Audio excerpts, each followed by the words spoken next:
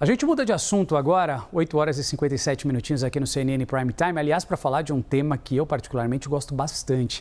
O lançamento de um foguete com propulsor reutilizado, é isso mesmo, pela empresa espacial Blue Origin, do bilionário Jeff Bezos, e está marcando um avanço importante nessa corrida espacial e também uma disputa com a SpaceX, do também bilionário Elon Musk, em projetos da NASA, tá? Como o programa Artemis, né, que pretende levar de alguma maneira astronautas de volta à Lua. A previsão é nos próximos anos, pelo menos a previsão é de 2028. Sobre esse assunto a gente conversa agora com o Pedro Pallotta, especialista em astronáutica. Tudo bem, Pedro?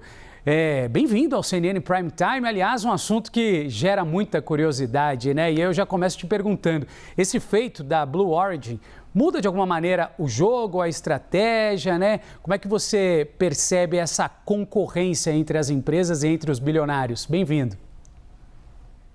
Boa noite, Fiuza. Boa noite, espectadores da CNN. E é sempre bom ver foguetes pousando, né? Esse New Glenn que lançou ontem, ele conseguiu fazer esse feito muito importante, que é usar uma parte de um foguete de outra missão, né? Ainda que eles trocaram todos os motores e fizeram outras modificações e colocar ele para voar de novo, né? E esse mesmo booster que a gente chama, impulsionador, o booster, ele foi lá e pousou nessa balsa novamente, né? Isso é algo que a SpaceX domina há anos, né? A SpaceX mesmo já fez 600 pousos desse tipo com o seu foguete Falcon 9, algo muito expressivo, né? Mas o interessante da Blue Origin é o fato de que é uma nova competidora, ainda que muito atrás da SpaceX, mas tem mostrado bons resultados no geral, né? É importante frisar dessa missão de ontem, que apesar do pouso do foguete ter sido bem sucedido, o satélite que lançou acabou não conseguindo chegar na órbita prevista e foi perdido, já até reentrou na atmosfera, então a missão é considerada uma falha, tá? Então, ao mesmo tempo que a gente tem o New Glenn fazendo o seu terceiro voo, é a primeira falha que ele tem. E não, eu sempre falo isso, que não adianta nada a gente ter um foguete que pousa, sendo que o cliente que pagou dezenas de milhões de dólares não teve a sua carga entregue. Então, é uma parte importante do processo para economizar custos, mas, como falei, entregar o serviço, né, do jeito esperado é muito melhor do que ter o foguete de volta em casa. Ô Pedro, agora me diz uma coisa, o que acaba diferenciando a estratégia tanto de Jeff Bezos com a estratégia de Elon Musk? Dá para a gente conseguir diferenciar? Assim, o Jeff Bezos, ele já tem essa empresa, a Blue Origin, desde os anos 2000. Ela é mais antiga, né, do que a própria SpaceX, então, que é de 2002. E o Elon Musk, ele é muito mais agressivo em umas coisas. Então, vocês estão até mostrando agora o Starship, que é o maior foguete do mundo, né? Tanto em potência, quanto em altura, massa, e tudo que você possa imaginar, esse foguete ele é o maior de todos. E eles estão trabalhando num sistema que chama totalmente reutilizável, ou seja, nada do que voa é descartado, tudo volta para a Terra e pode ser usado novamente em pouco tempo.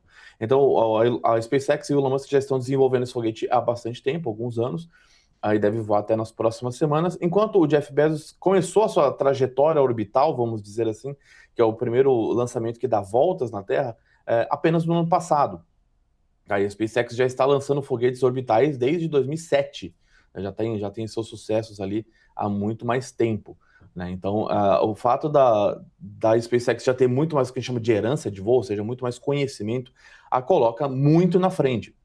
Hoje, se a gente fosse analisar a SpaceX sem ser uma empresa, mas sendo como um país, ela seria o país que mais lança foguetes em todo o mundo. Cerca de 50% dos foguetes lançados no mundo hoje são da SpaceX. Então, é um caminho muito grande para ser trilhado, né, pela Blue Origin para competir para valer como um monstro, né, dos negócios no setor espacial, que é a SpaceX de Elon Musk.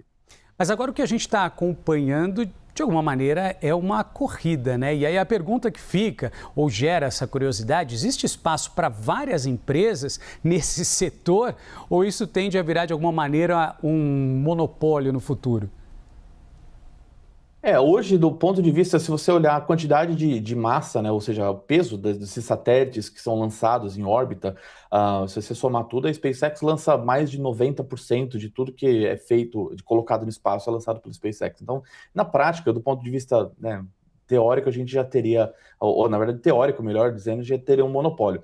Mas outras empresas também trabalham com seus foguetes, outras empresas americanas. Tem uma empresa americana chamada Rocket Lab, que ela é a segunda maior lançadora de foguetes do mundo, só atrás da SpaceX, né? A diferença é que ela é uma empresa que trabalha com foguetes muito menores, né? Então, o caso da SpaceX é que eles têm foguetes grandes e foguetes muito grandes, que é o caso do Falcon 9, Falcon Heavy e o Starship, né? E a Blue Origin já vem com foguete do tipo grande para muito grande. Então, a gente tem essa diferença que não é só você ter capacidade de lançar coisas para o espaço, mas você tem um volume de carga, né? E também a quantidade de massa que você pode mandar. Então, é como se você tivesse uma capacidade de lançar um cubo de 1 metro por 1 metro de chumbo, mas você não consegue lançar nada muito volumoso, né? Alguma coisa maior. Então, essas duas empresas estão batalhando por esses contratos, principalmente com o governo americano, tanto do ponto de vista militar, que é algo muito importante, porque há muito dinheiro do orçamento do Departamento de Guerra, hoje do chamado Departamento de Guerra, para a área espacial, e também da NASA.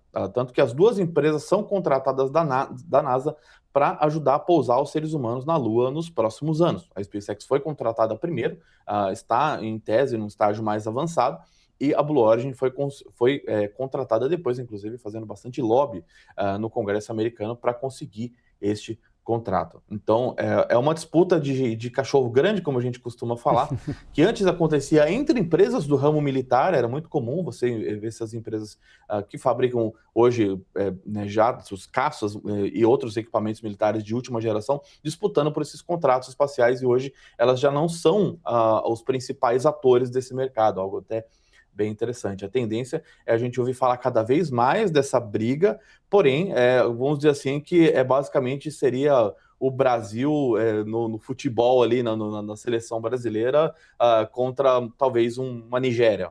É um bom, sabe, tem um time com umas qualidades, mas não tem toda a tradição, não tem todo o histórico e nem todo o poderio de uma seleção brasileira. Então, tem bastante diferença, ainda que sejam dois players muito interessantes.